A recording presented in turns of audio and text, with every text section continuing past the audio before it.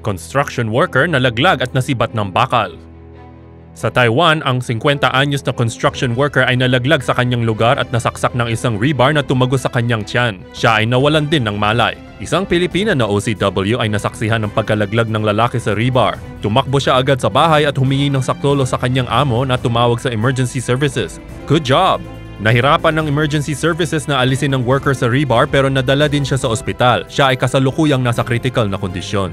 Ayaw mag-comment ng mga doktor sa pinsala ng worker pero sinabi nila na mas kinakabahan sila sa impeksyon na nangyayari ngayon sa katawan ng lalaki imbis na rebar na tumagos sa laman niya.